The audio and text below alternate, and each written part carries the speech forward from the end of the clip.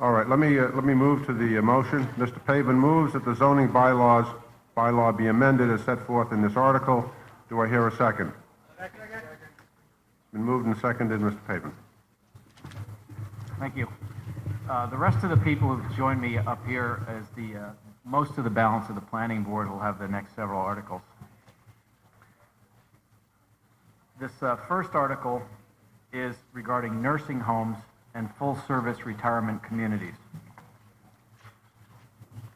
I'd like to briefly just describe what the uses are, what the proposal entails, and what the benefits are. Nursing homes shouldn't be too difficult for most of us to imagine. We've got basically a classic example here with Suburban Manor at the edge of town. Typically have elderly, immobile residents that require a high level of services. The second use described here is full-service retirement communities. It's more of an evolving product type. In the last 5 or 10 years, these have become more popular for a number of reasons that I'll describe in a moment. And they go under a couple of different names, such as congregate care, continuing care, seniors housing, assisted seniors housing, etc. So you may know them under some of those names. And you can see here some of the key definitions.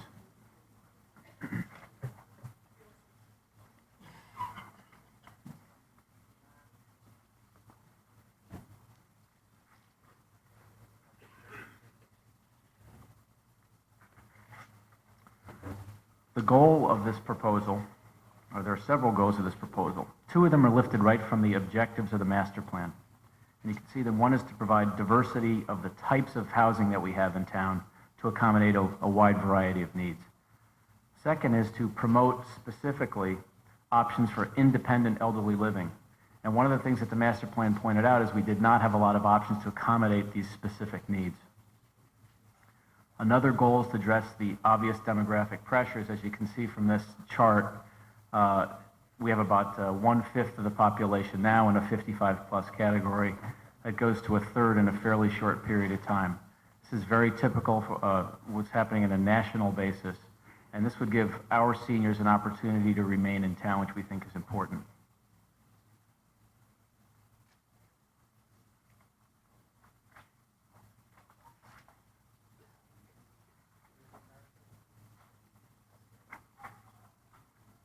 Just briefly describe what the amendment is.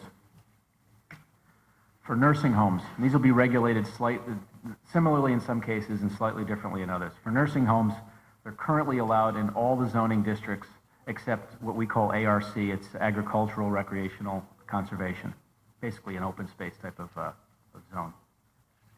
That will remain unchanged.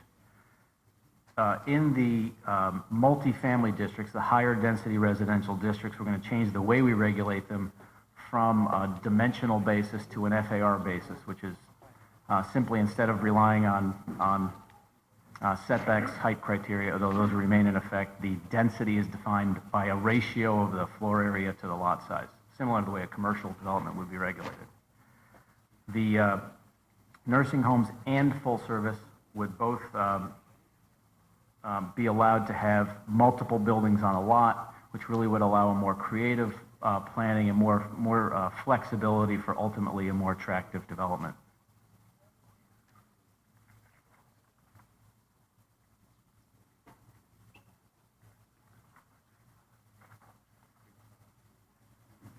Specifically regarding full service retirement communities, excuse me.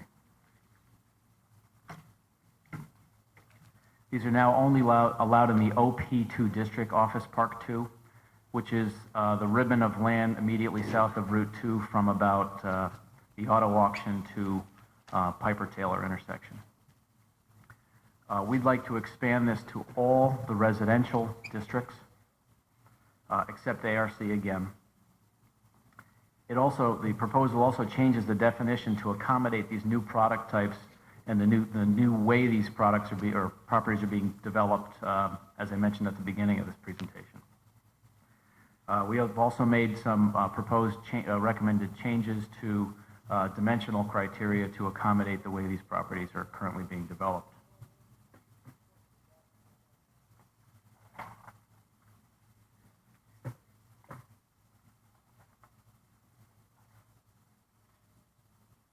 Finally, a couple of comments on the benefits to us all.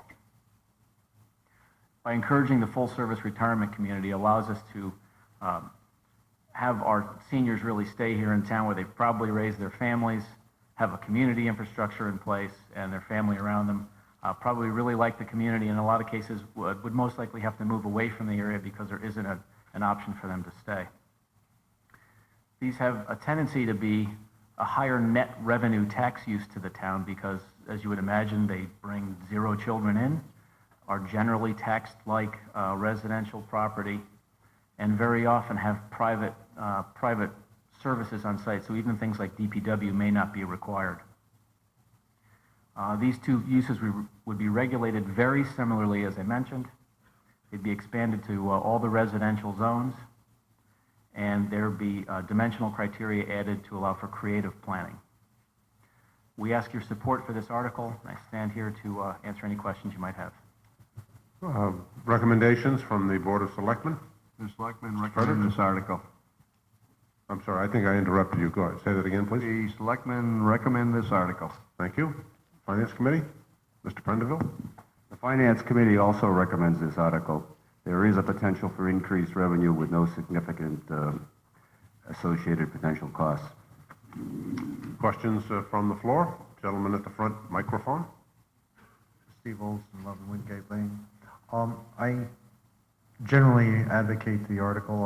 I do see one zoning impact that I'd like to have clarified, and that is around the building in of properties that don't fit into neighborhoods that are presently constructed as single family.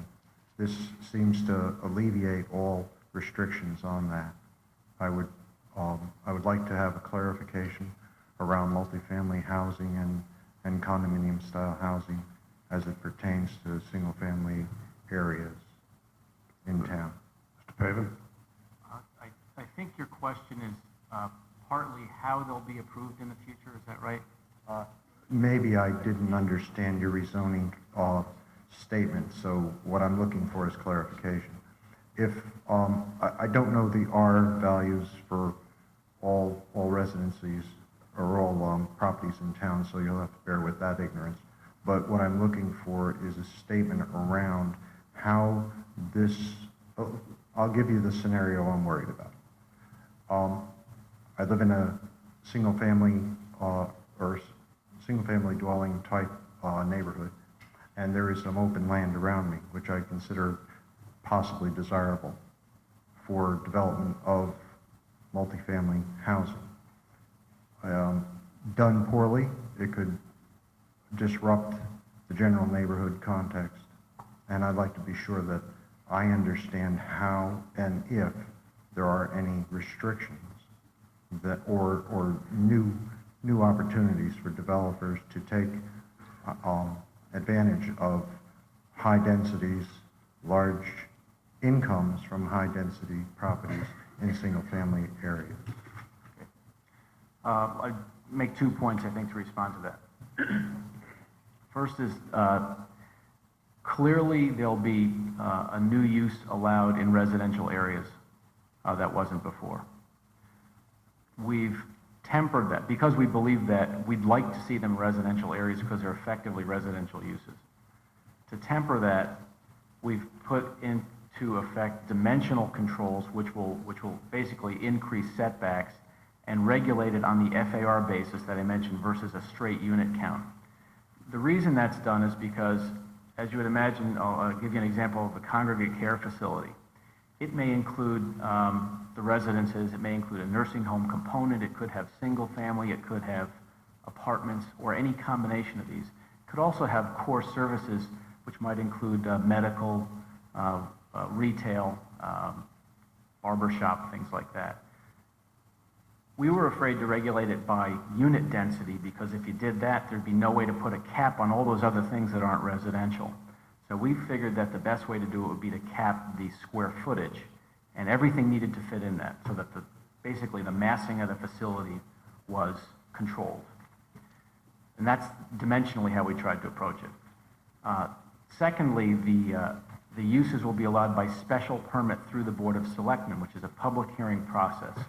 where, direct abutters are notified, there's a hearing with the selectmen, and it must meet specific criteria to be considered for approval.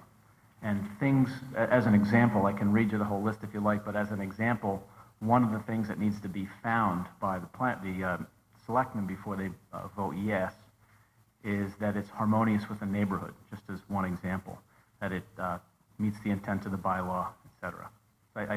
I'm not sure if I answered all of your question, but that's what I would offer. Actually, that did help a lot.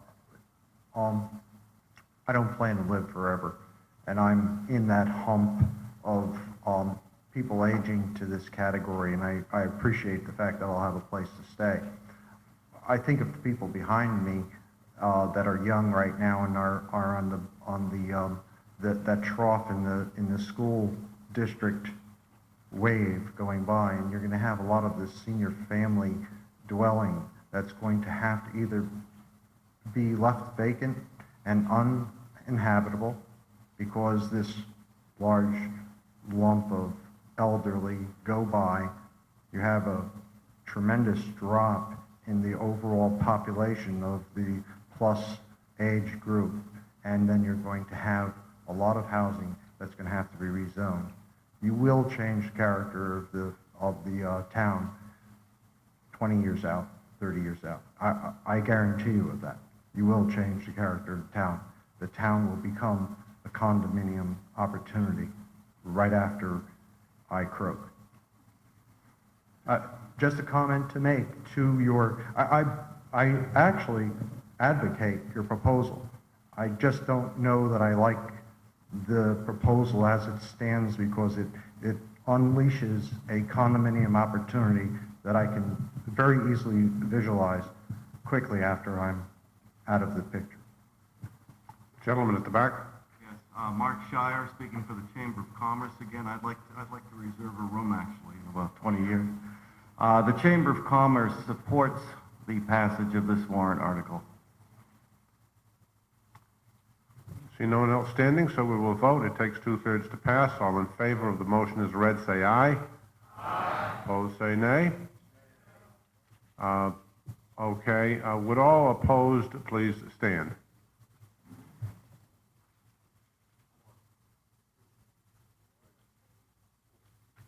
You're in the non-voting section, actually. That's all right. If you have a card, I can see it.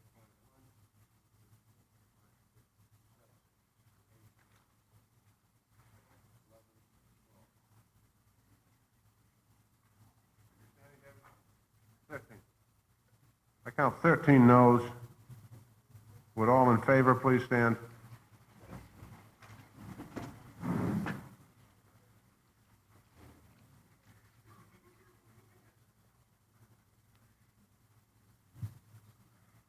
I count 60 yeses, 13 noes. The motion is carried.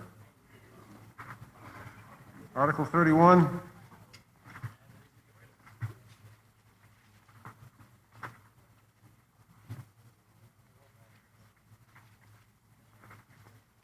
Mr. Pavin moves that the zoning bylaw be amended as set forth in this article.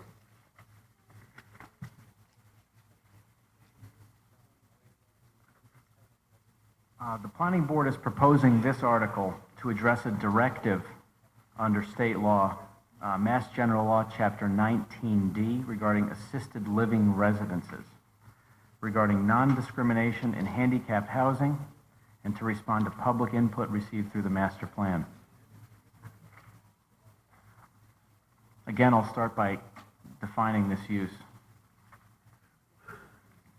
This is not to be confused specifically with a seniors assisted living project, which would probably be covered under the last article, if one were proposed in town.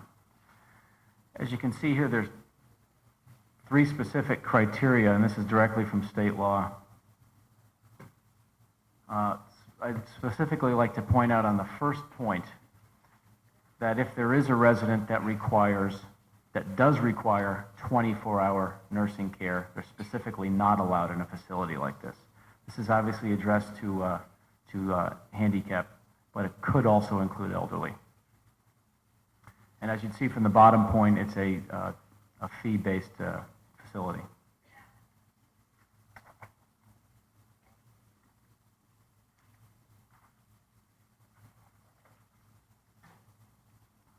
briefly describe the goals we're trying to accomplish with this article. To meet two master plan objectives. The first one you'll recognize from the last article. Second one is very similar, but it also includes accommodating the needs of the handicapped of our community to live independently here in Acton. The state law also requires that we address these uses as residential uses specifically, which really prevents us from limiting these facilities to non-residential areas, such as specifically industrial or commercial zone. And that's again directly from state law. In an effort to become consistent with state law on this as well, we can't prohibit the use outright because that would be considered discrimination. And we can't also allow the use only by special permit, since that's a somewhat discretionary permit. So we've got to allow it by right in some instances. By right meaning without the public hearing process that I just referenced a moment ago.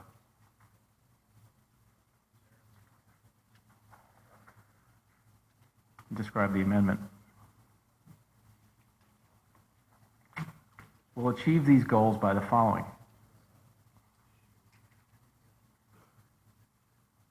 Allowing the use by special permit in the zones designated here, which is basically all the zones except the ARC zone again, which is the open space zone, the office zones, and the industrial zones.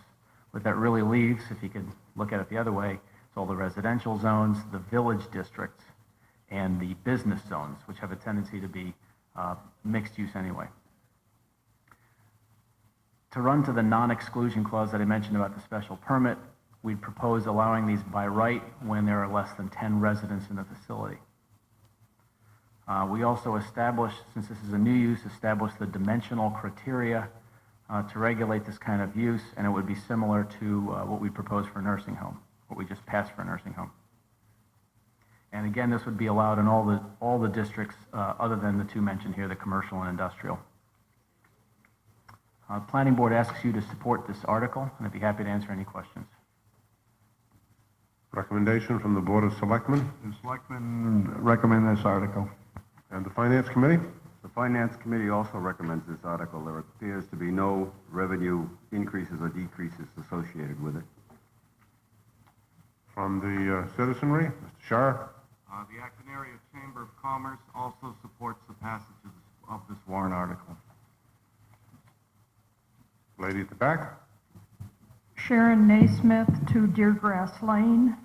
How does this differ from, or does it differ from, a boarding house? I believe the primary difference, I haven't referred to the boarding house definition recently, the primary difference would be the care providing for a fee, as opposed to just taking a fee as a form of rent. Because there is some assistance provided, but it can't be full-time service, full-time assistance provided. I see nobody standing, so we'll vote. All in favor of the motion as read under Article 31, say aye. Aye. Opposed, say nay. Motion carries unanimously. We'll move to Article 32, dealing with groundwater protection district amendments. Mr. Nemesky moves that the zoning bylaw be amended as set forth in the handout. Do I hear a second? Mr. Nemesky. Thank you, Mr. Moderator. I'll try to be very brief. This bylaw, the existing bylaw, was first passed in 1989, and that was prior to our hazardous material control bylaw that we now have in place. What we'll be addressing here are to amend Zone 2 boundaries at Conant 1 and 2 well fields, remove special permit requirements in Zone 3, and make some corrections and clarifications and updates to the old bylaw.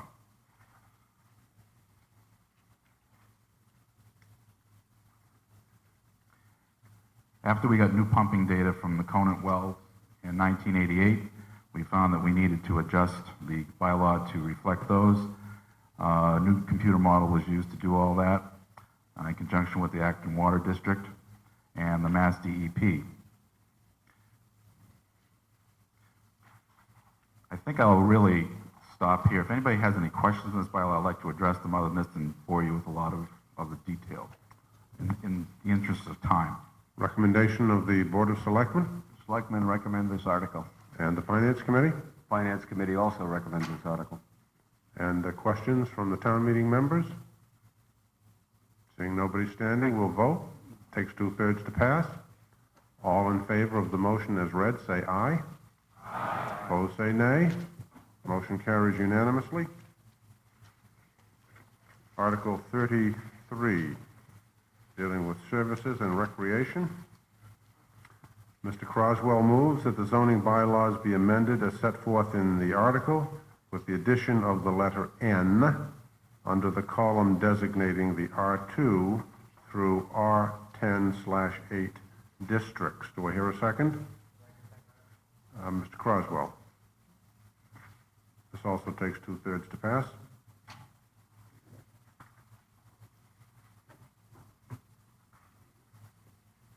I also have my last night tie on. I don't think I can beat the moderators. Basically, this article is combining some of the definitions that are in Section 3 of the zoning bylaw. And basically, we're combining the definitions of general services and personal services together to be into one section definition of services. Basically, combine the definitions as you see right there. Both of those were zoned for allowable uses in the same areas, so we combine that.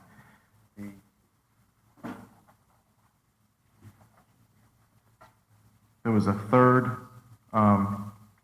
section that is affected by this, and that is the definition of commercial recreation.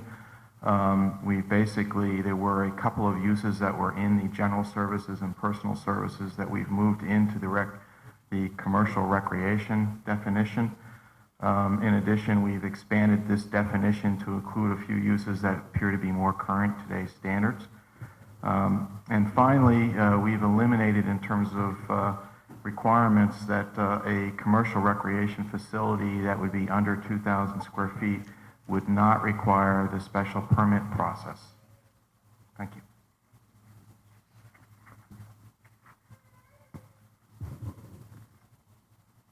Are there any Board of questions? Selectmen? Selectmen recommend this article. The Finance Committee recommends this article. There is a possibility of an improvement in the cost picture by the elimination of the special permit for facilities less than 2,000 square feet. Other comments? Mr. Shire? Once again, the Acton Area Chamber of Commerce strongly supports this article, and we thank the boards for listening to the chamber. Thank you. Ms. Chang? I have a question. Does this prohibit things like the Morrison land, the Morrison operation before we bought it? I mean, can we have horseback riding facilities like on Nagog Hill in residential areas? I'm not sure if I remember this is not really going to change that status. I'm not quite sure the zoning of the Morrison land at this point, but in terms of the use of commercial recreation, we have not changed that in the bylaw as a function of this. It's still allowed in the same areas. The only real change that we have in the commercial recreation is that if the facility were under 2,000 square feet, they wouldn't have to go through the special permit approval process. But that we are not changing where that is currently allowed. I'm not sure if I've answered your question, but hopefully I have. Any other comment? Seeing no one standing, we'll vote. All in favor of the motion as read, say aye. Aye. Opposed, say nay. The motion carries unanimously. I find that the town council pointed out to me that the vote under Article 32 was not correct and illegal because the motion by me was not read properly.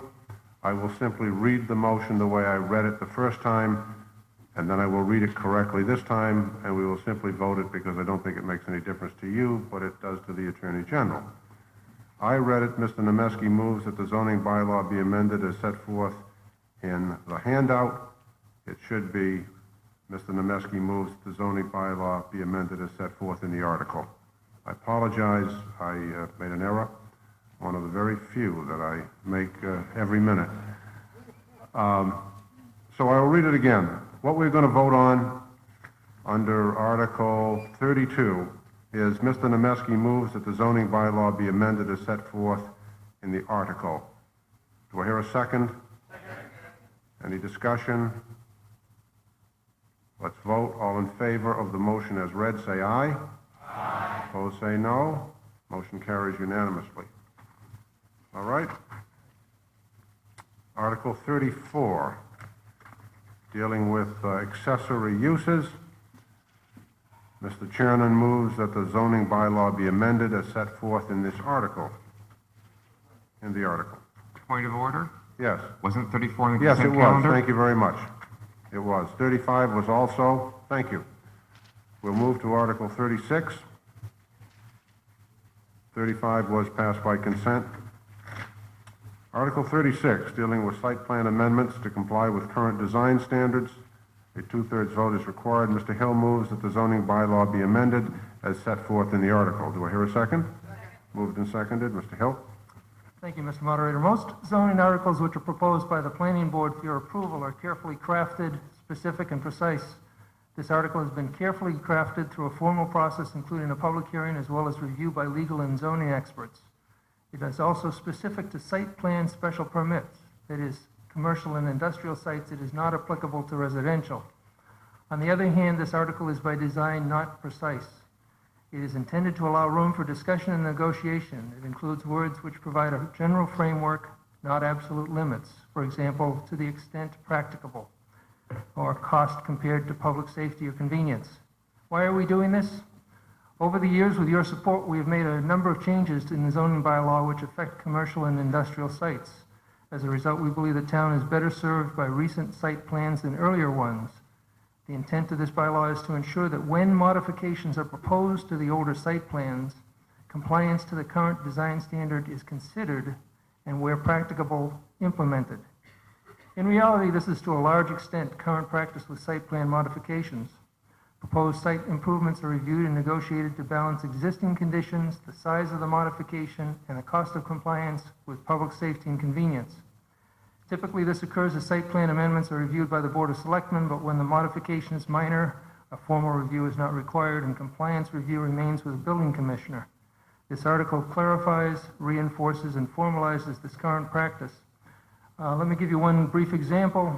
A business owner, specifically Burger King, wanted to replace its outdoor lighting fixtures. The old requirements under which the fixtures had been originally installed allowed more glare and light spillover than current standards. During the review of the proposed replacements, there was a debate as to whether the new fixtures had to comply with current standards or could be installed under the old ones. After some discussion, all parties agreed to install lighting which met the current bylaw. Note that we're not suggesting or requiring that site plan conditions unrelated to the proposed work be brought up to current standards. Burger King was not required to improve its parking lot layout, nor would a company which was expanding its parking lot necessarily be asked to modify its existing drainage. This zoning article would help clarify these issues and reinforce the current practice of reviewing and negotiating site plan modifications to encourage a gradually improved compliance with newer standards across the town. The Planning Board recommends a yes vote on this article. Board of Selectmen, Mr. Fredericks, Board of Selectmen recommend this article. and the Finance Committee. The Finance Committee was disturbed by the loose wording of this article and felt it could open the town to future litigation, and we recommended against this article.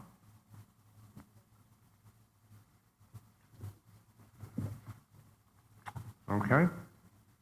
No one standing, we'll vote. All in favor, please say aye.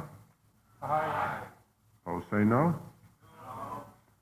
No. All right, let's have all opposed to this article, please stand.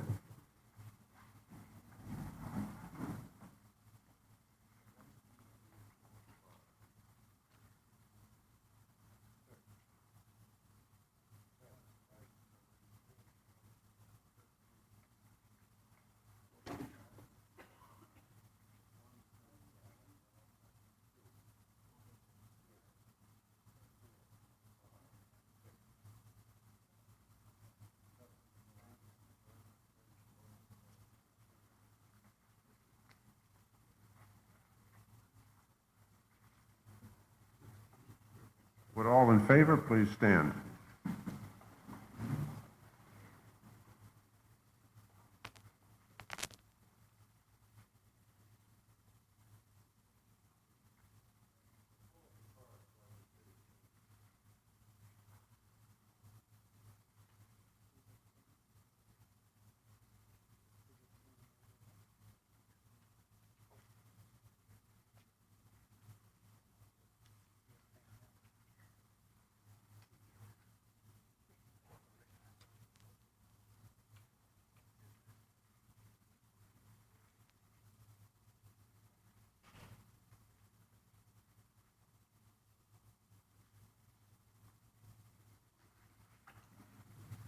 I count 60 yeses, 18 noes. We have better than the two-thirds majority. The motion is carried. We'll move to Article 37, dealing with wireless communications facilities. Mr. Tolley moves that the zoning bylaw be amended as set forth in this article. Do I hear a second? Moved and seconded. Mr. Tolley?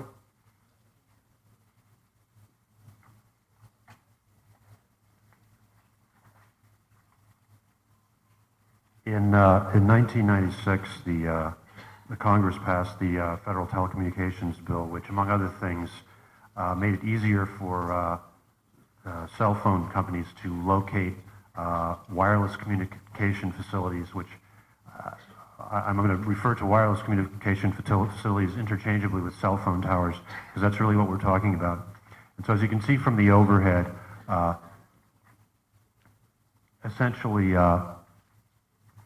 wireless communications facilities are now allowed by federal law. We cannot prohibit these facilities. In other words, we can't just say point blank, no, you can't put up a lattice work type cell phone tower.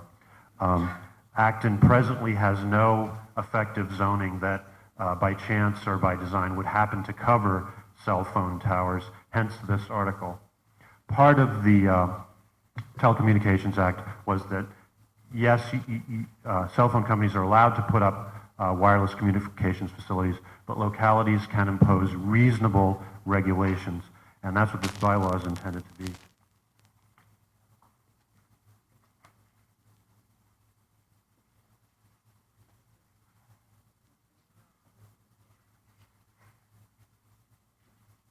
Now, when we talk about wireless communications facilities, really what we're talking about is cell phone towers, but essentially what we've done in the bylaw is try to give a relatively expansive definition so that we can cover as much as we can. Reception and transmission equipment, fixtures such as antennas, satellite dishes, etc., associated equipment, the tower that all of this equipment goes on, and any accessory building or structure. And there's a relatively extensive definition of wireless communication facilities within the bylaw.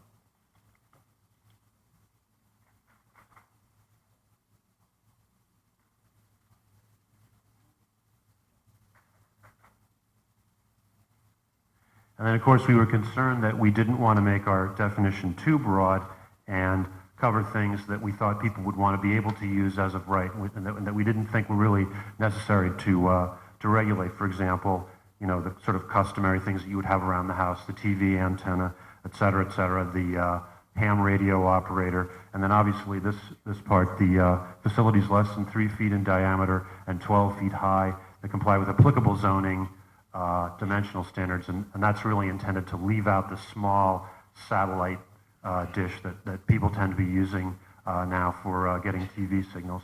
And of course, facilities, any kind of cell phone facility or wireless communication facility, which is located completely within a building. In other words, if you have a cell phone facility inside a church steeple, et cetera, there's some churches in Acton that have wireless communication facilities inside their steeples. Those are not regulated by this bylaw.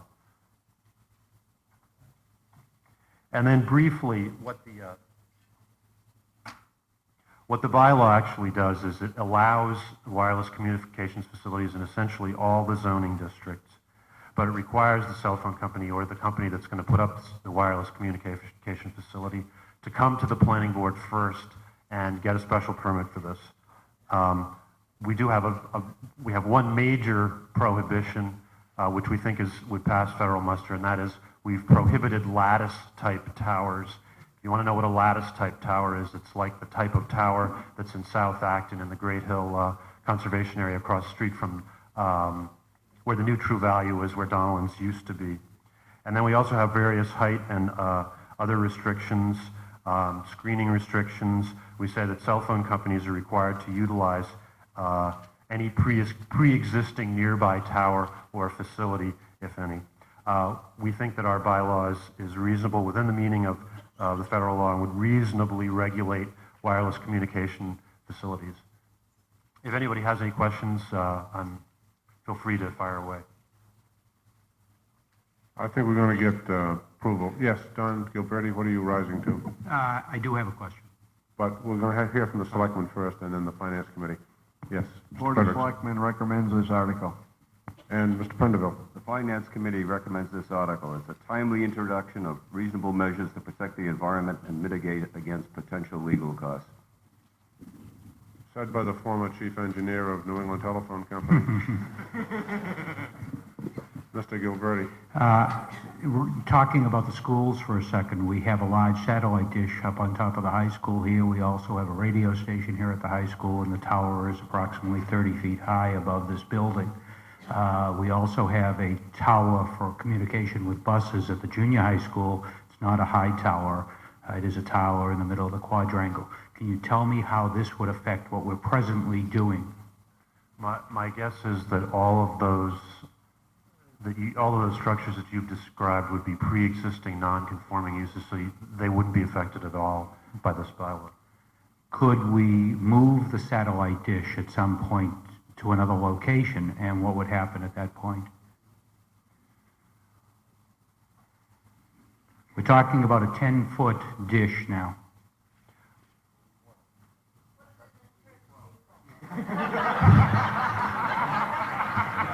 There's a separation of church and state here.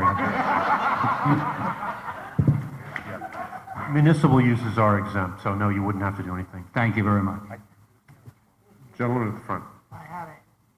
Harry King, 46 Gray Elmway. I had a point of information about whether this applies in any way to mobile communication. I had in mind specifically the people are using a communication device while moving along the highway. No, I don't think this wouldn't apply to that, no. This would not. Is there any way that this might apply to people who are moving along the highway in communication? No, I don't think it would, because we're only regulating facilities or structures, not the handheld devices themselves, nor the uses of the devices. Well, that seems to have been a problem area, and so I wondered if it could be addressed in some way. I don't think that would really be within the purview of a zoning bylaw. Okay. You know, using a handheld device while you're in a car or something. Right. Please see the gentleman at the front, then I'll go around this way. Wanted to clarify something that seems to be different between your summary and the article in the warrant. As I read the warrant, these towers are banned outright in the village and village residential districts. That's correct. As I said, they're allowed in essentially all the districts, but there are a couple of districts that we ban them, yes. I think banning the village is a good idea. Thank you. Nick Miller, 30 Taylor Road. I'd like to propose a short amendment to this. I hope to make it quick, but it comes from my experience on the Board of Appeals and an application for a special permit for such a tower by Bell Atlantic 9X Mobile, and something I learned there. Can I? What is your amendment, sir? Well, basically, the amendment that I'd propose is on 3.10.6.7. Wait a minute, I'll get it. Page 60. That's 3.10.6.7. top of the page. That gives some specifics about the application.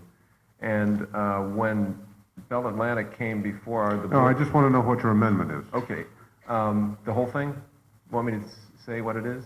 Well, it'd be nice so we would know what it is. Oh, yeah. Okay. You know, we can't guess at these things. Sure, give us an idea what it is you'd like to do. Okay, I would propose the following sentence be added.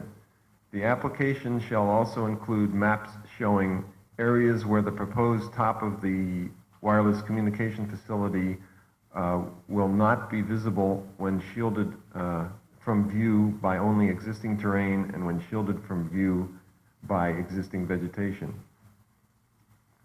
Would you bring that up so I that thought you the might. town council can see it, please?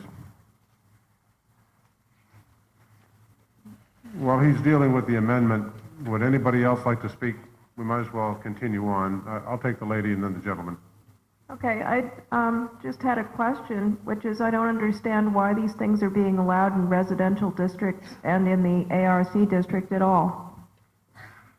We're sort of trying to strike a balance, basically. We're looking at a federal law that says, you know, you can't prohibit these things, and basically they're technically allowed everywhere. And the guidance that we have from the wording of this law is that we're allowed to impose reasonable regulations, and we're sort of struggling with that because, you know, I agree with you that I think a lot of us would have a legitimate concern if if a 9X or a Cell 1 wanted to come and put up a 175-foot tower on our next door neighbor's property. That's a big concern, and that's a big issue with, you know, what various plans we have for various areas of the town, the West Acton Village Plan, the master plan, et cetera, et cetera. On the other hand, again, you know, the federal law is unequivocal that these things are allowed, and so we're just trying to put something together that allows us to regulate it, but doesn't make the thing so restrictive that if 9X challenged us, they would have the whole bylaw struck down, and then we wouldn't have any way to regulate the you know, the siting of these towers. I guess my question was if you had found out whether similar such laws that excluded these things categorically from residential and ARC districts had been struck down on that basis, and that was why you hadn't done this. Well, it's trickier than that because they just passed this law in 1996, Yeah. so we don't really know what you know, what the precedent is going to be.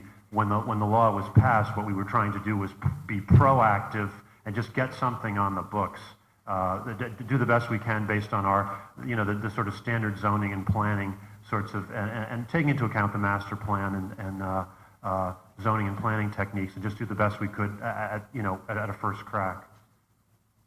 Thank you. Gentleman at the back. Okay, the woman just before me already asked the question that I was going to ask, but in addition to that, I wanted to understand what would happen if we were to reject this. Would that just open up the whole town for potentially having a tower installed? Well, anywhere? I think the answer to that is certainly that's a possibility because, as I say, the federal law says that you're allowed to put these things wherever you want to, and we don't think that the presently existing bylaw is really effective. I mean, there are some things that would sort of cover cell phone towers, like we have a height restriction, obviously, on buildings in all zoning districts. On the other hand, the telecommunications bill would be a very powerful tool for a 9X or a Cell 1 to say, look, you really don't have anything that regulates this, and what you have is unreasonable, and take us to court and try to prove this. And so, yeah, I mean, there's a substantial likelihood that we would be facing lawsuits rather than be in a position where, with this bylaw, we would be able to say to a 9X or a Cell 1, if you want to put up your tower, you have to come to us first and go through these procedures and show these various things. Mr. Grusser? Yes. Is there any limit to the number of these that can be put up? We don't have like 20. No. or Have you 50 any or- way of controlling the number that can be put up? Well, what we did, the way we dealt with that was, when you make if you're a Cell 1 or a 9X, when you make your application, the planning board is allowed to, in essence, say to you, look, you want to put this up on X Street. Well, there's two blocks down the way on Y Street. We want you to talk to the guy that we already permitted on Y Street and put it up on his tower that he already put it up on before you come to us. So there's no numerical limitation in the bylaw, but what we've done is we've set it up so that they have to be clustered on pre-existing locations. But if the guy on Y Street basically says, you know, he's going to charge an economic rent for the thing which is way in excess of what I'm prepared to pay, there's no way of enforcing it. Well, I don't know of any way to enforce it, but again, this is a new kind of thing, and that's how we would try to enforce it. Whether it would be effective or not, I don't know, because it hasn't been litigated out, you know, by other people who've tried it or not tried it. Okay, what's the range of these things? I mean, is it such that you're going to have them literally at every mile within the town? Or in fact, are we looking at something that it really doesn't matter where you put it in the town, it's okay? You're saying we've got to have them, we've got to be able to put them all over the town, or could we just limit them to one area from a technology viewpoint? Well, the law says that you have to allow them. We have to allow them within the town. Right, we have to allow them, which is pretty broad, but as John pointed out, there are some practical limitations. One of them is height. It's not really worth anything to put this, you know, way down low. It's on top of a building, in a steeple, on top, you know, on that tower that's in South Acton now. So those are really the kinds of limitations that I can foresee under this bylaw. No, sorry, I must have asked the question badly. Yeah, maybe you should ask it again. Let me try again.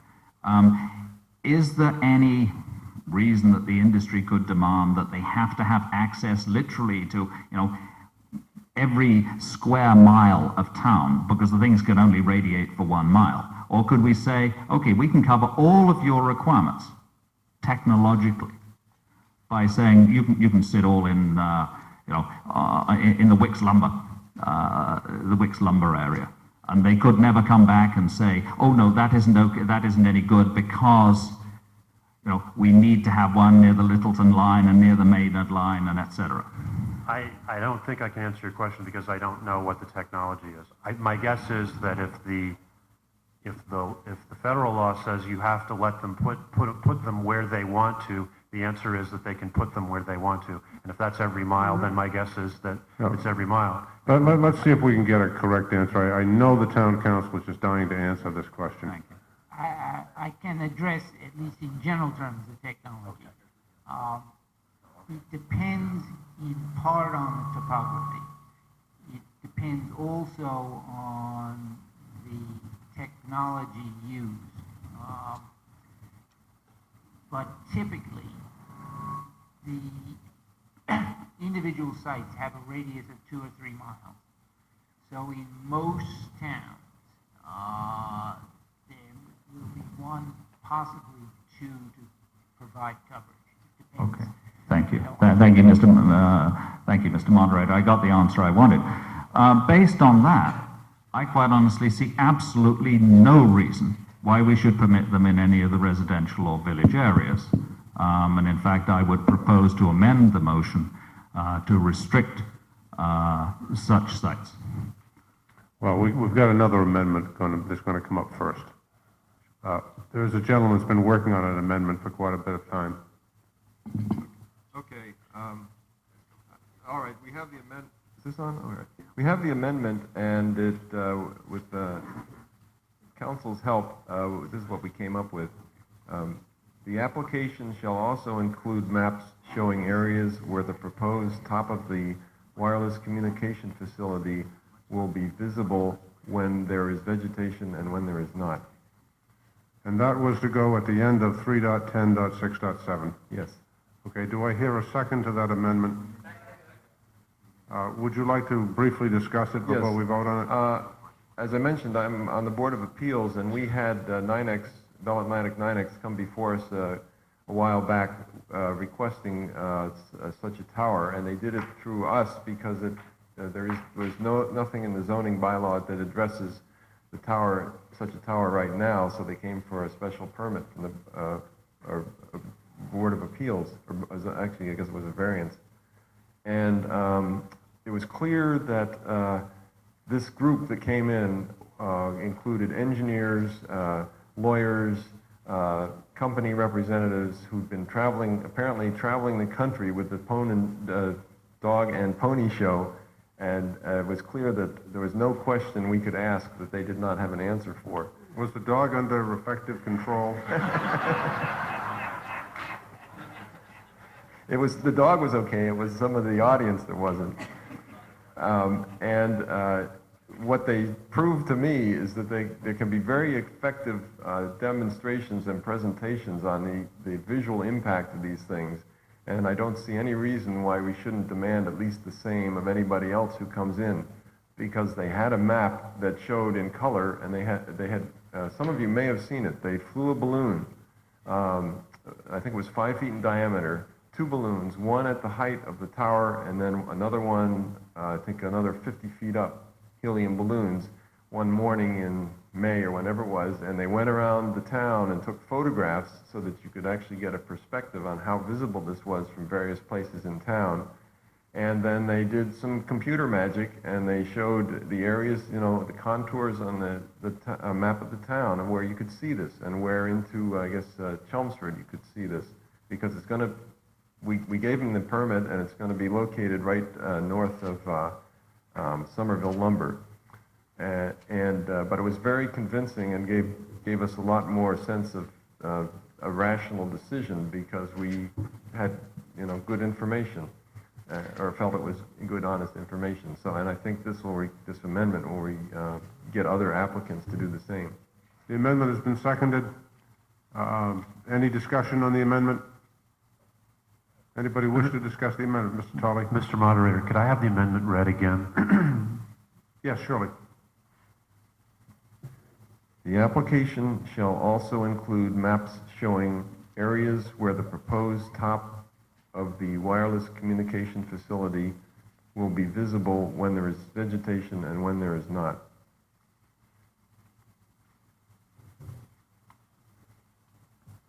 Do you have a position on it?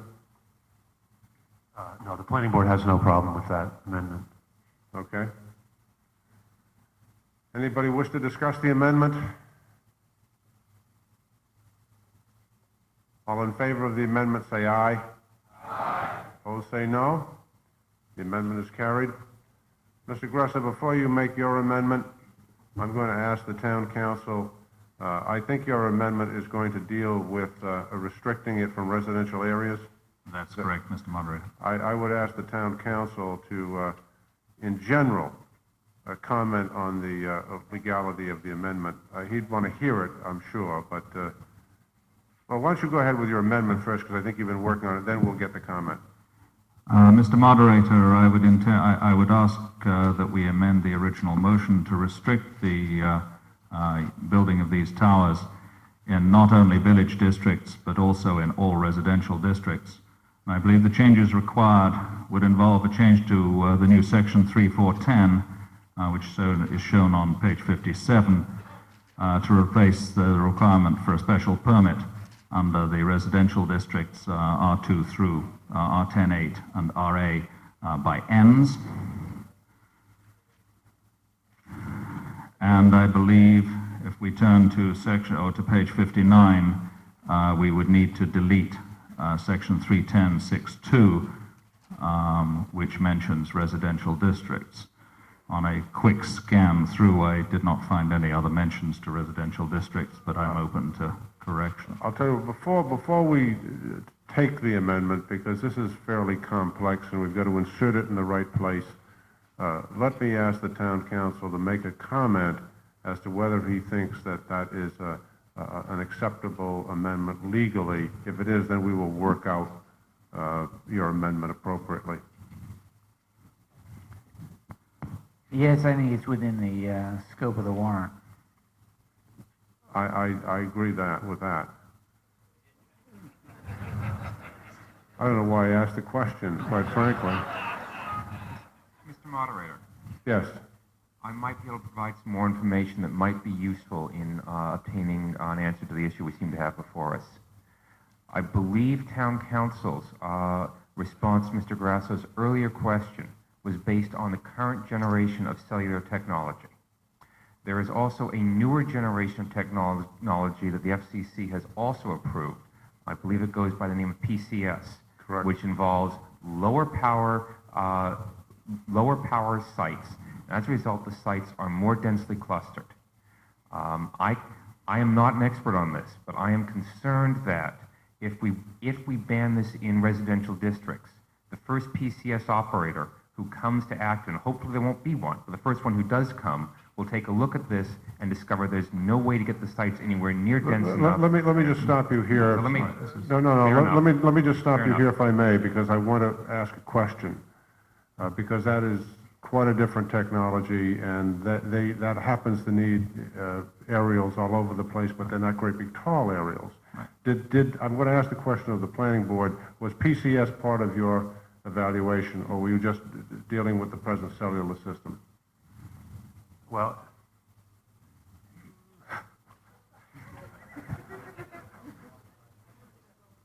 no, I guess it wasn't. No, I'm being told it wasn't. No, but if I may. Okay, well, then we're going Okay. to take the amendment. Yeah, Mr. Moderator, I feel we're debating the amendment anyhow. Will you accept the amendment as stated? I guess you'd have to come up and see the planning board and the town council Sure. to work the amendment out in the appropriate places within in the article. I will accept it, surely. Thank you.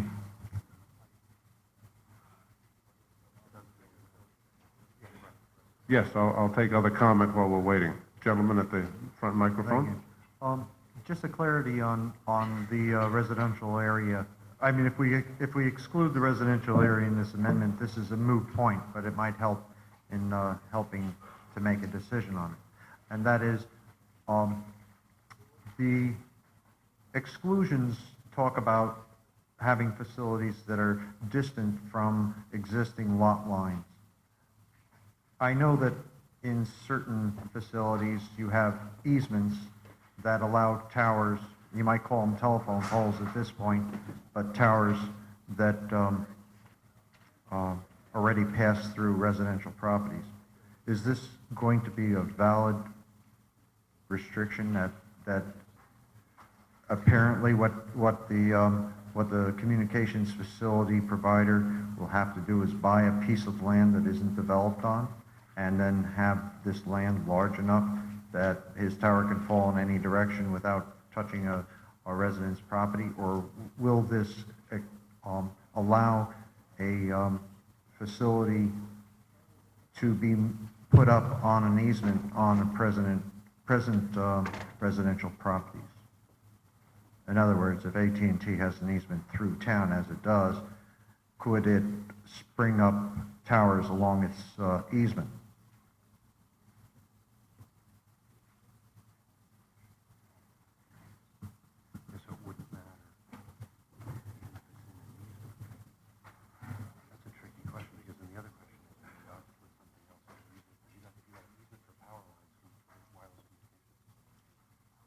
An interesting question.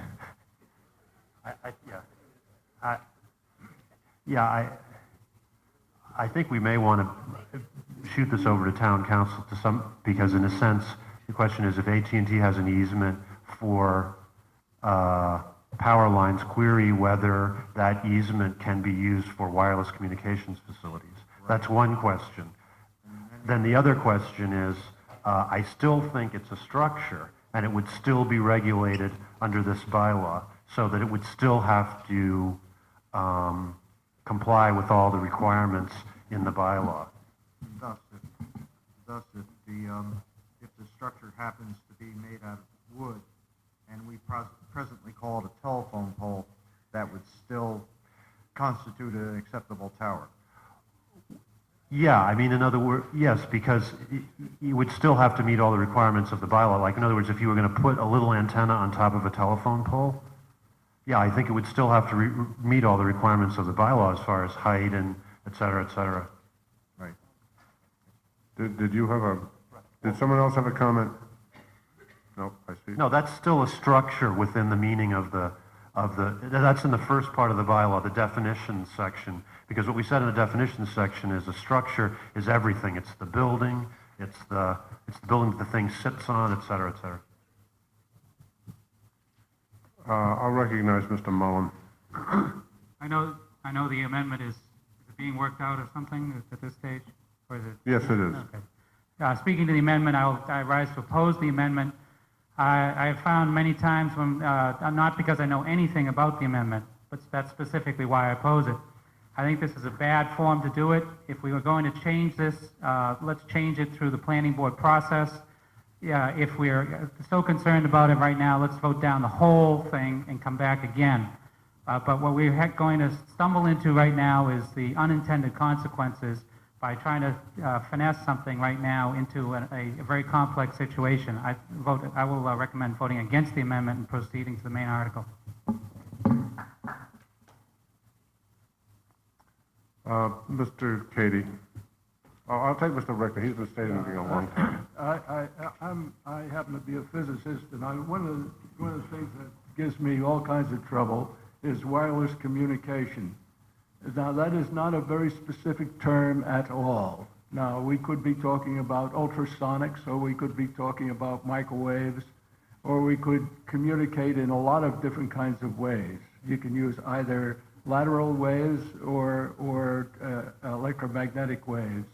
And you can have all kinds of different kinds of beams, and you can have all kinds of different modulation schemes and everything else. Now, if we're just talking about wireless telephones, let's talk about wireless telephones, and that's it. But the general term is so all-inclusive that you could be communicating with X radiation if you wanted to. And I don't think any of us want to do that kind of thing. Now, I think maybe FCC is leading you astray on this one, but I think it's such a general term, it's almost meaningless. And that's why there are so many other kind of systems that can be built in on any kind of a tower. And I don't know. I think the thing is just about meaningless. Is there any frequency designation in there, or what kind of? Well, I'm sorry, did I interrupt you? Well, is there any kind of frequency designation, any kind of power level designation, any kind of modulation scheme, or even the identification whether or not it's a transverse or a lateral type of wave? And all of these things are left out in this kind of a catch-all phrase, which is called wireless communication, which is very bad technology. It's not science at all. And I don't know what you're talking about. And I think we have a telephone man up at the podium there, and he knows that it's probably just wireless telephones. And I'm recusing myself. I always want to use that word in town meeting. I'm recusing myself from any discussion here. But it's very unspecific. And you could be getting even into health-related concerns if you use the wrong kind of radiation. And you might be allowing it. Okay, what this bylaw seeks to regulate is not the type of device, nor what it emits or how it emits it. It's a zoning bylaw. It's like a zoning bylaw the way we have zoning bylaws that govern the height of your house, how much of the lot the house can cover. If the thing is an X-ray emitter and it's less than 3 feet in diameter or less than 12 feet in height, then it's not covered by this bylaw. If it's more than 3 feet in diameter and it's more than 12 feet in height, then it's covered by this bylaw. So it may be that we should have a bylaw that is more technical, that deals with, what kind of emissions of a certain piece of technology emits. Is there a health issue, et cetera, et cetera? That may be, but all we're concerned with right now is the structure of the device which does the emitting, where it may be placed, how big may it be, how intrusive may it be, and if someone wants to cite one, where can he or she cite it, and what procedures does he have to go through Does that person have to go through with the town in order to do so? Yeah, okay. Well, I just wanted to let you know it's a ball of Yeah, wax. no, I see what you're saying. You're exactly right, but I'm just shifting the focus a little bit, that's all.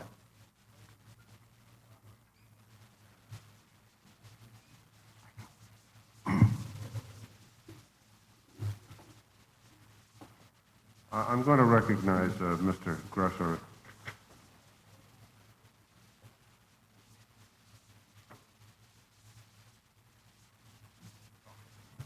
Mr. Moderator, in response to some of the comments that have been made about the complexity of it, I would like, if possible, to change my motion to, in fact, refer this article back to committee for further consideration and to be brought forward at the next appropriate town meeting. Just a moment, let me just check that. I understand that motion. That one I do understand.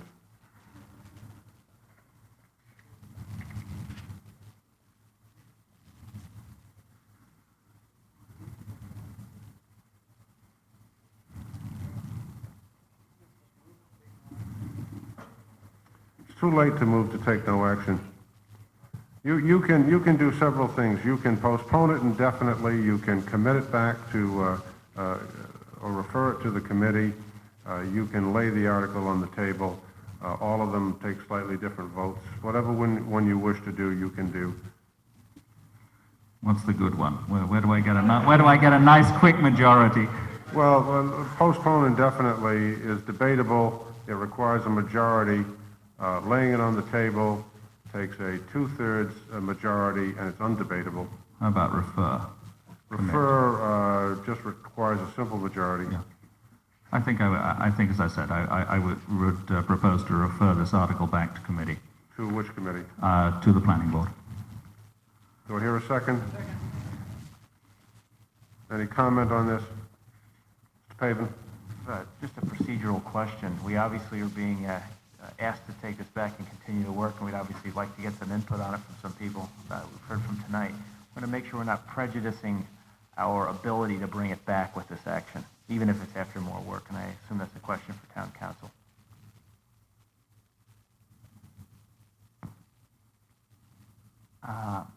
I'm not exactly sure what you mean by prejudice.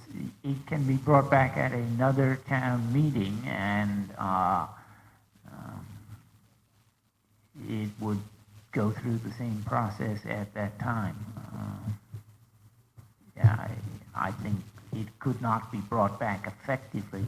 I mean, perhaps it could at this town meeting. That's my in the next hour. Might I quickly add, both for you, Mr. Moderator, and possibly for town council, I deliberately left the motion very open. I believe in a referral, I could have required a direction to the committee to essentially eliminate the residential areas. I did not, but I assume that they will take note of the comments that were made at town meeting. Well, your motion is to commit it or to refer it back to the planning board. That will effectively dispose of it at this town meeting unless someone moves to reconsider it, which I doubt will happen. Let me just check that. It can't, yes, it could be reconsidered, but it isn't likely that it would be at this town meeting. So that would effectively dispose of the article for this town meeting if the vote passes. Is there any discussion on the motion to refer it to committee? I'll take Mr. Cady first. All zoning laws, as we've seen, every year we come here, we have a zoning law change. They're the one thing we can be sure of will always be on a town warrant. I think having a zoning law in effect with at least what it does cover is better than going until next fall or next spring without anything. And this is new regulations, and you can work very well, and we could come back here in the fall and add all of these amendments and provisions to it, and still have the protections of what it does cover in effect right now. I think we're much better off having something in effect then that may have errors, because we always have errors in our zoning laws of some degree or whatsoever, because we're always getting corrections to them, which implies they are always in some state of adjustment. So I suggest that we do not send it back, and that we return it for a vote. I'll take the gentleman at the back. This is whether we commit it to, or refer it back to committee. That's what we're discussing. Nick Miller, Taylor Road. I'm pretty sure that if we refer this back and we have nothing on the books, that if any come in within the next year, I'll be one of the 3 people who has to decide what to do with it. And currently, we have no guidance, none whatsoever. It's just, it comes in because of a height limitation, and we have to decide whether it's appropriate or not. And I think that the amount of guidance given here is better than what we have, which is nothing, and plus the planning board has to deal with it. Who else wishes to discuss the, yes, all right. I was going around this way. I'll take the gentleman in the back next then. Steve Davidson, 2 Ashley Circle. I agree with the last 2 gentlemen said, therefore I move the question. Do I hear a second? All in favor of cutting off debate on the motion to refer it to committee, say aye. Aye. Opposed, say no. No. Debate is cut off. We will now vote on whether we should refer it to committee or not, which will effectively dispose of the article at this town meeting. All in favor of referring this to committee, say aye. Aye. Opposed, say no. No. The motion is lost. We now have the motion as unamended. Back for discussion. We have people wishing to discuss it. I'll continue along this way. Gentleman at the back. Point of order here. Where? Right here, I'm sorry. Right Yes. here. Point of order, you had made a note that the motion is unamended, and I believe there was an amendment that has been voted on and accepted. Yeah, except for that amendment. Okay. Yeah. Gentleman at the back. David Jacobson, 2 Castle Drive.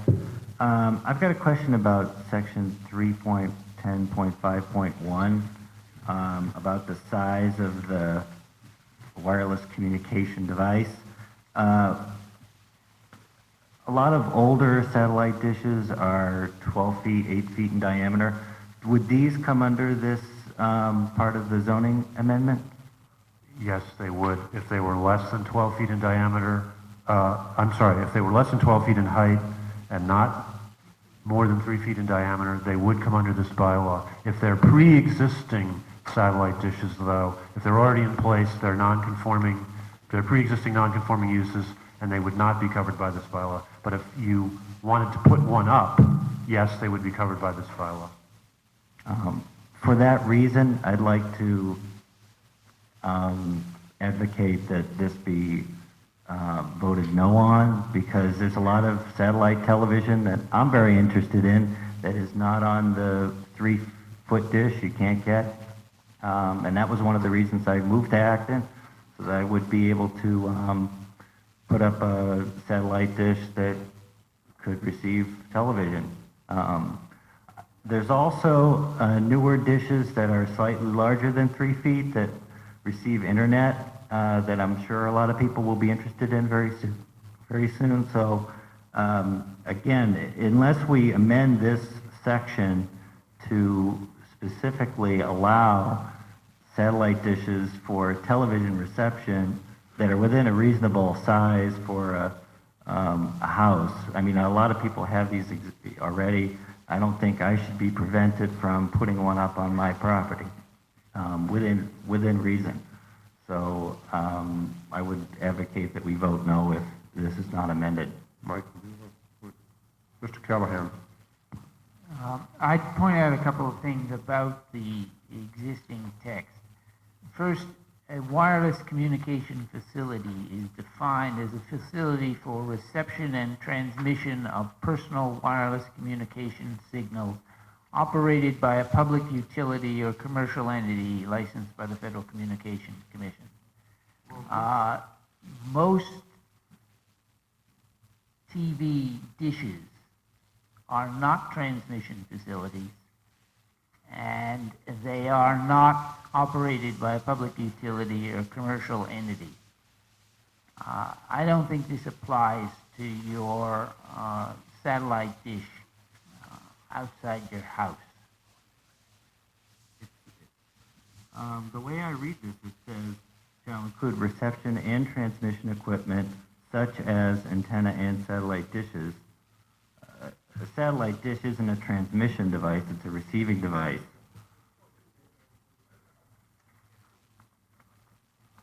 I think this is poorly worded in several places, and I'm going to vote no. If I may, Mr. Moderator, just one comment. You know, we hear what people are saying about the wording. We've been talking among ourselves and with the town planner about what people are saying about the wording of this bylaw. There are people who are interested in siting cell phone towers in Acton right now, and we feel that, and I believe the fellow from the Board of Appeals, who I can't identify, the fellow who offered the amendment that we passed, made the most, what we feel is the most salient point, and that is that if we don't pass this bylaw now, we don't have anything to regulate things that we would probably all agree we would like to regulate, like the big cell phone towers, the monopoles, the lattice-type towers. Whenever we have new zoning bylaws, we have public hearings on them, and the public hearings are advertised in the paper, so that I'm just suggesting to everyone, we're hearing what you're saying, but we'd like to just add the note that unless we have something on the books as of tonight, then an industry which is really changing rapidly and expanding rapidly, may be coming to Acton, and we may not have the tools that we would like to have to regulate it. And we do have an amendment process. We have a town meeting every year, and those of you who have concerns, like I said, we have public hearings about the wording of these bylaws, and we're certainly open to suggestions. So just adding that note to the proceedings. Dr. Donald? Point of order, Mr. Moderator. Do we have a quorum at town meeting? No, there is no quorum in Acton. Oh, okay, I don't, so I can't call one and help us out. I would like to move the question. Do I hear a second? All in favor of cutting off debate on this motion, say aye. Aye. Opposed, say no. Debate is cut off.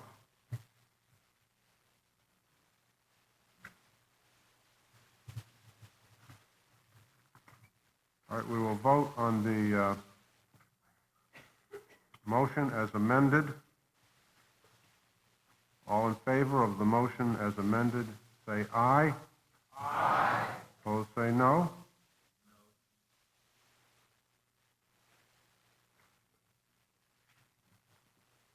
Would all opposed to the amendment please stand?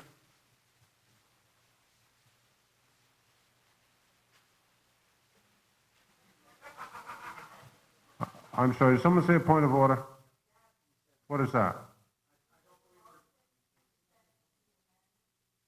I said to the motion as amended. At least that's what I meant to say. If I didn't, I apologize. To the motion as amended, we have one person, two people voting against it. Please be seated. In favor, please stand.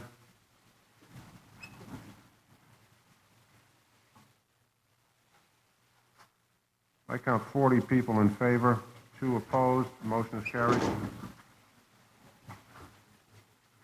Let's see, Article 38 was passed by consent.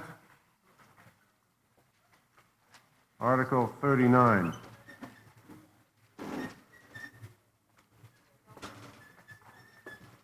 Mr. Moderator? Yes, where are we? Yes, Dr. Donald. Can I move adjournment to tomorrow night at 7:30 in this auditorium? You can. We have 9 more articles by my count, and it is now 11:30. If you, well, let me just deal with the motion that, she asked if she could make the motion. I don't think she made it yet. You can make that if you want. Tomorrow night was your request. I will not be in town tomorrow night or Monday night, but that doesn't mean you can't have town meeting. You just have another moderator. Yes. The auditorium is booked tomorrow evening for Battle of the Bands, so if town meeting and the Battle of the Bands can coexist, you have You know, it might be a pretty good deal. I think we ought to do it. It's called Juice. Yes. And, Is it loud? I'm not going to be here. Okay. Certainly, you can make any motion that you so choose. I can tell you that next Tuesday night is not particularly a good one because of the election. Next Wednesday night, there's something scheduled here. Thursday night is acceptable to lots of people, I think. But maybe the Board of Selectmen would care to give some advice here, other than go on.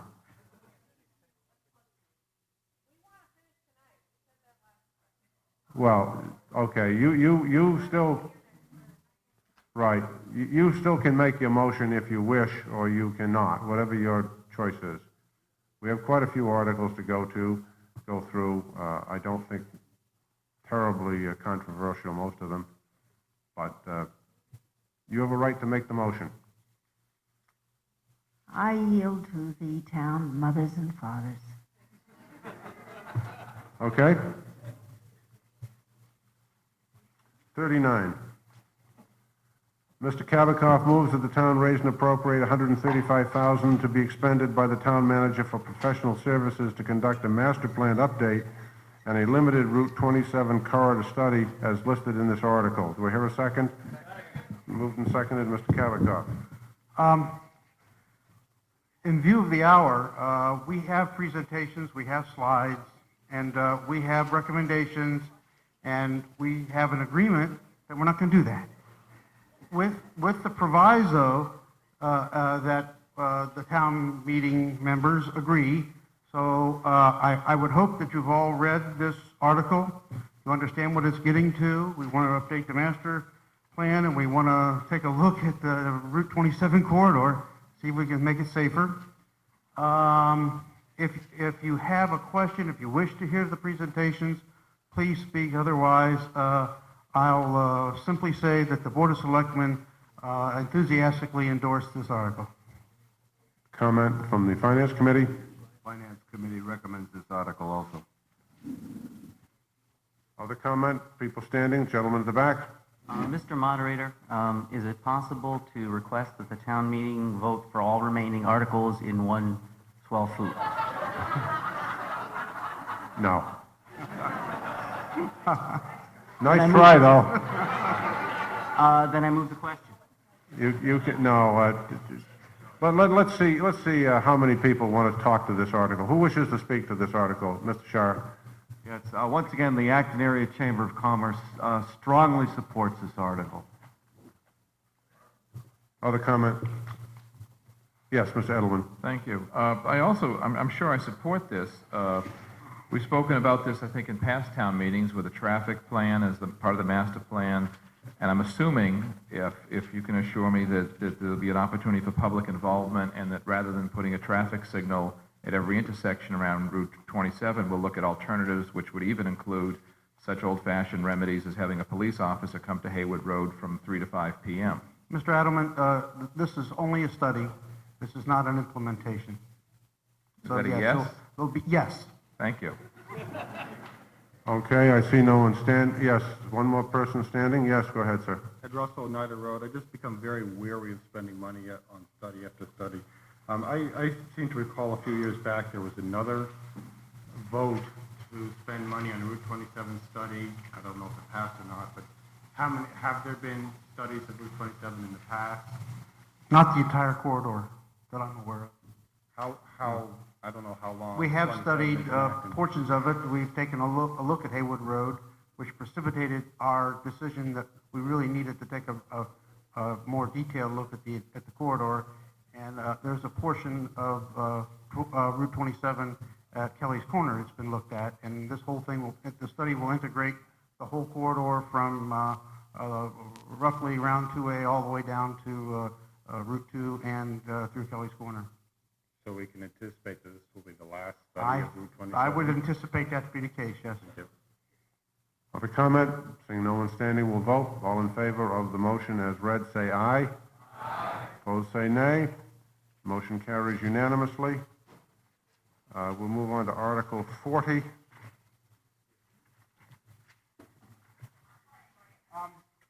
With the, I want to read the motion first. That's okay. It is really late, Herman. Mr. Kabikoff moves that the town amend the town bylaws by adding a new Chapter R, groundwater cleanup standards, as set forth in the article, except that various sections shall be amended as set forth in the handout distributed to town meeting. Do I hear a second? Mr. Kabikoff. once again, we're going to take the same strategy. We have a presentation. Basically, this is a fairly lengthy bylaw, but a very simple, based on a very simple premise. We simply want to raise the level of discussion associated with the remediation efforts of contaminated water near and around our wells. We just simply want to engage, or make the contaminators engage in a discussion that elevates the level of, or improves the level over the EPA standards. The Board of Selectmen strongly endorse this article. Finance Committee? Finance Committee had no recommendation on this article. Comments? Seeing no one standing, we'll vote. All in favor of the motion as read, say aye. Aye. Opposed, say nay. Motion carries. Article 41. Dealing with self-funding programs, Mr. Kabikoff moves that the revolving funds for the local school system, Historic District Commission, Building Department, Sealer of Weights and Measures, Health Department, and Fire Department be established for fiscal year 1998 in the amounts and for the purposes as set forth in the article. Do I hear a second? Mr. Kabikoff. This is the simplest one of all. These are off the tax roll, self-funding programs, all to the benefit of the community. The people who are inspected pay an inspection fee, and we take that inspection fee and pay the inspector. And basically, it's a zero-sum game. And we certainly recommend that we continue to fund these inspections. Other comment from the Finance Committee? Finance Committee supports this warrant. Anytime that it doesn't cost the town money, let's go for it. All right. Any comment? Seeing no one standing, we'll vote. All in favor of the motion as read, say aye. Aye. Opposed, say no. Motion is carried unanimously. Article 42. Ms. Tavernier moves the town raise and appropriate $10,000 to be expended by the town manager for the ongoing expenses of the Acton Boxborough Cultural Council and the Land Stewardship Subcommittee of the Conservation Commission as listed in the article. Do I hear a second? Moved and seconded. Ms. Tavernier. Thank you, Mr. Moderator.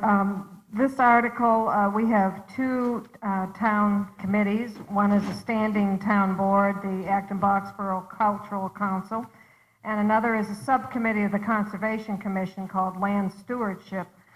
Each of these groups came to the selectmen with a well-thought-out proposal, similar to a grant application, and have very strong suggestions for how additional funds to their activities could enhance their programs.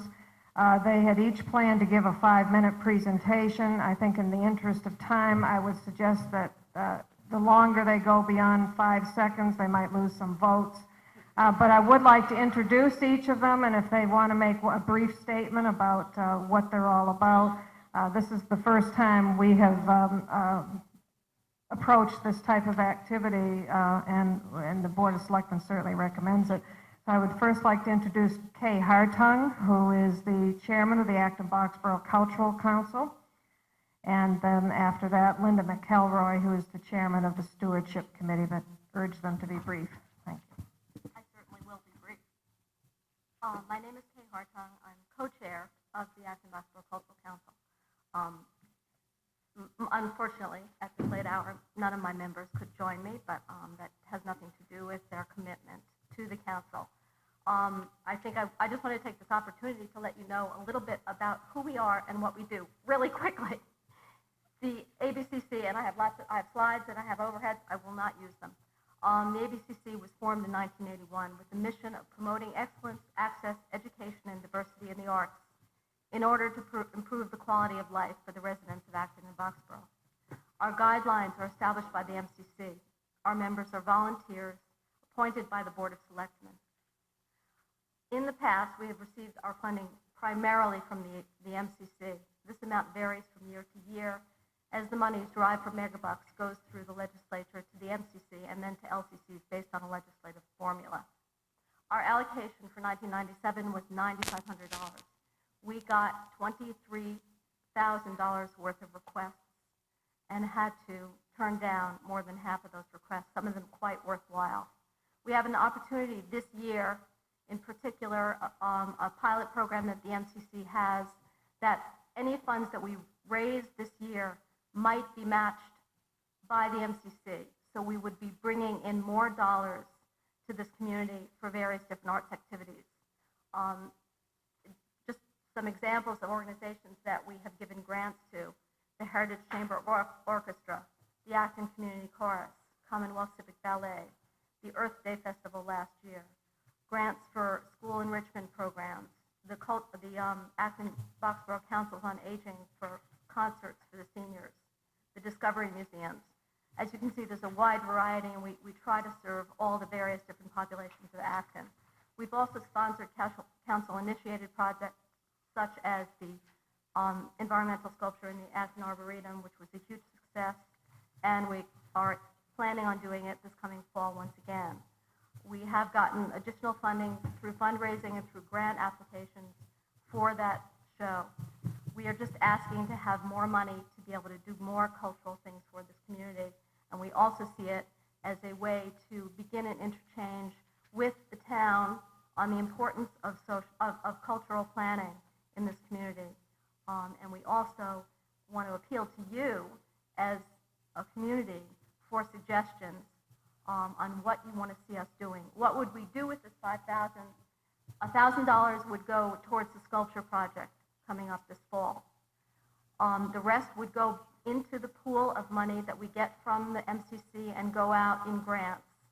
And additionally, we see ourselves doing more council-initiated projects, and we look towards the future in possibly doing some projects at the North Acton Recreation Center, the amphitheater, concerts, possibly a mural in the new children's library.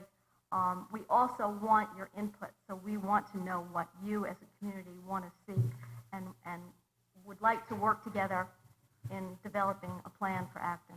Thank you. Thank you. Comment from either board? I think the Selectman has commented. The Finance Committee. Finance Committee supports this warrant, this article. Mr. Cadillac. Moderator, I know it's very late. This is a very quick question. This is an Acton Boxborough Cultural Council. Does Boxborough also contribute? And if not, does this $5,000 just go to Acton? How does that work?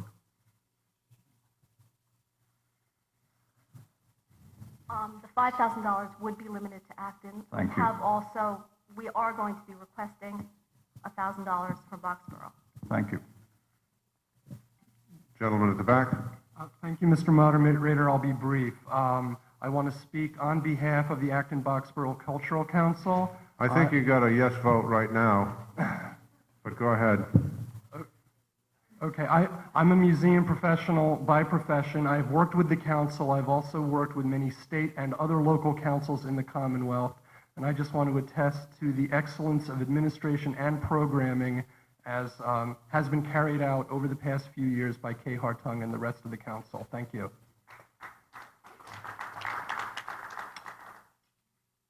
All in favor of the motion as read, say aye. Aye. Opposed, say no. Motion carries unanimously.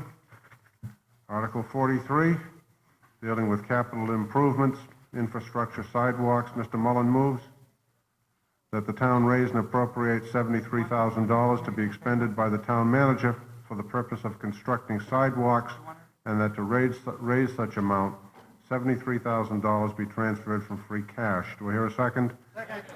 Mr. Mullin? Point of order, Mr. Moderator. Yes.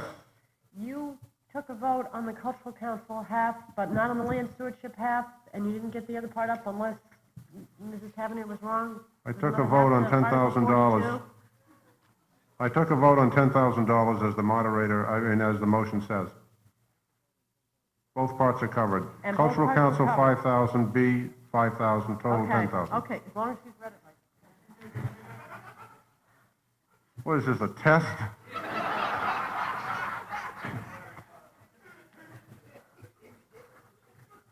Moderator, Linda McElroy, could you stand up? Land Stewardship Committee, please talk to her some other time. She's graciously not going to do a presentation,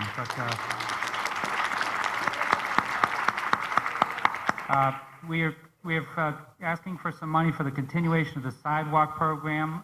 The focus of this particular program is to continue the project on School Street, and the second major part is Windsor Avenue and Central Street, and then there's a design component for High Street. The first, School Street and Central do involve some contribution of monies from other sources. The selectmen recommend the article. Other comment from the Finance Committee?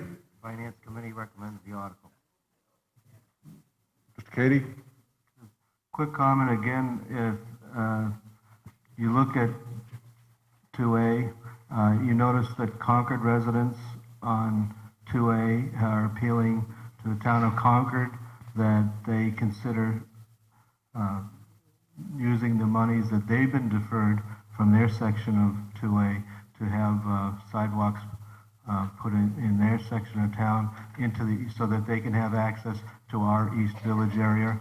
I think it's a time that we reconsider this allocation of funds. We're taking away from 2A and spending money on High Street.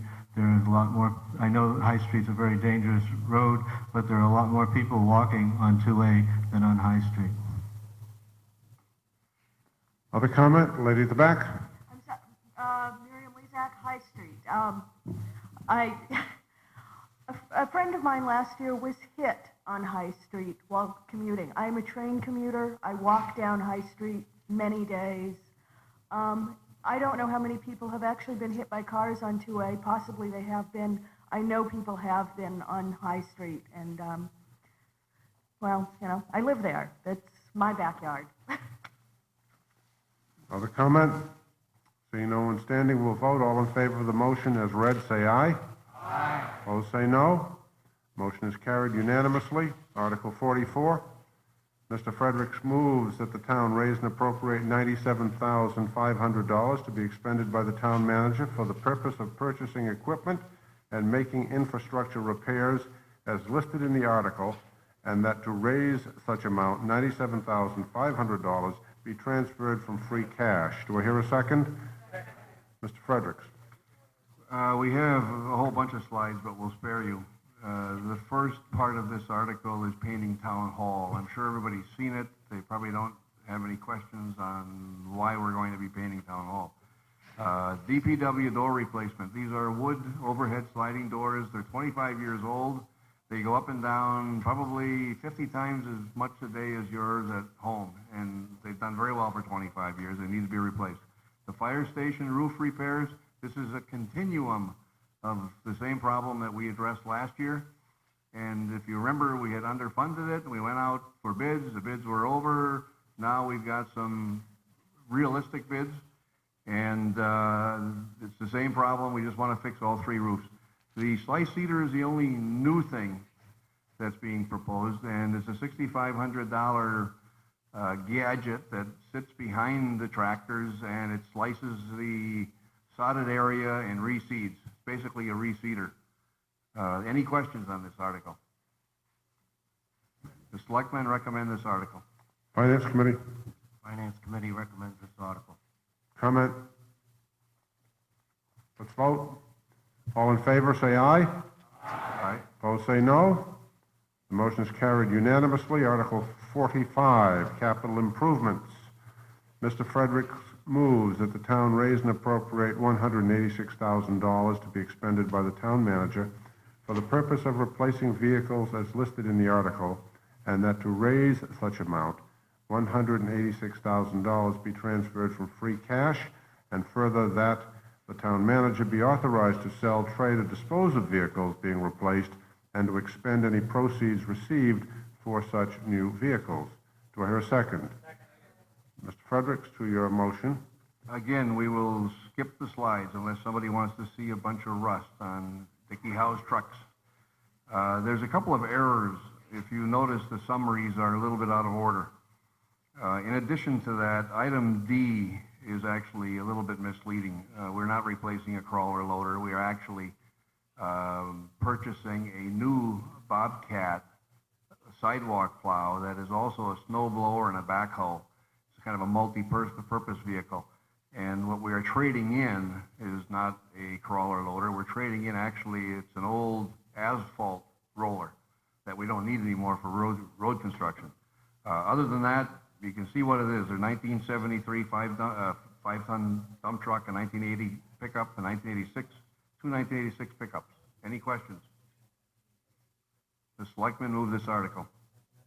Finance Committee? Support the article. Finance Committee supports this article. Comment? All in favor of the motion as read, say aye. Aye. Opposed, say no. The motion carries unanimously. Article 46, dealing with the ambulance replacement. Mr. Fredericks moves that the town raise and appropriate $130,000 to be expended by the town manager for the purpose of purchasing and equipping an ambulance, and that to raise such amount, $130,000 be transferred from free cash. And further, that the town manager be authorized to sell, trade, or dispose of the ambulance being replaced, and to expend any proceeds received for such new ambulance. Do I hear a second? Second. Mr. Fredericks. Again, we'll skip the slides show. This is a little bit different. This is a $130,000 vehicle. The ambulance we have now is about 68,000 miles on it, and it's a 1991 model. It was due to be traded in next year, but we've had an incredible amount of trouble with it. 3 transmissions, a lot of electrical problems, a lot of motor problems. Last year we had roughly 1,000 emergency calls, of which roughly 950 would involve transport of people. And of the 12-month period, we had 30 days that the thing was disabled and not to be used. That means that we get our emergency backup from Concord or Maynard. So it's the only emergency ambulance type vehicle that we have in the town, and we feel that we really need this thing. The new one is a higher grade and a little heavier duty than the old, a lot heavier duty than the old one, and should have a projected life of somewhere in the 10-year range. The selectmen support this article. Finance Committee? Finance Committee supports this article. Yes. Gentleman, front. Do we charge fees for ambulance transport? Yes. Where does this go right now? General fund? Yes. Can I ask the folks up on the stage to look into setting up a revolving fund so that when this one wears out, we've got a source of funds to replace it? Mr. Cadillac? Mr. Moderator, I just have to ask, we just, in the last 4 articles, voted without any debate about $500,000. Did you selectmen put these articles on the tail end of the warrant? I think there's a lesson to be learned for those who want some articles with big money passed without much debate here, just to make a note of it. The answer is yes. Other comment? All in favor of the motion as read, say aye. Aye. Opposed, say no. Motion carries unanimously. Article 47, Mrs. Tavernier moves to take no action on Article 47. Do I hear a second? Second. Any comment? Ms. Tavernier? No, take no action, please. Any comment on why you want to take no action? No? Okay. Okay with me. Finance Committee? We agree. Comment? All in favor of taking no action under Article 47, say aye. Aye. Opposed, say no. Motion carries unanimously. let's see, we did 48 on consent. We did we're rolling now. 49, we've done 50 on consent, 51 on consent, 52 on consent, 53 was held. Street acceptances. We will take 53 up now. Yeah. No, I think I better read the motion first. Who's going to make the motion? Mr. Mullen's going to make it? Okay. Mr. Mullen moves that the town accept as a public way the streets listed in this article as laid out by the Board of Selectmen according to plans on file with the town clerk, and authorize the Board of Selectmen to take the fee or easements for drainage, utility, or other purposes where shown on said plan or described in the order of layout. Do I hear a second? Mr. Mullen. The person who held this article has withdrawn the hold, and it's worked out as well as on Article 57. Selectmen recommend the article. Finance Committee, We recommend the article. comment? All in favor, say aye.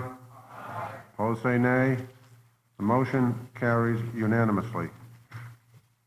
Article 54, we passed by consent. Article 55, we passed by consent? Yes. 56 was taken off consent.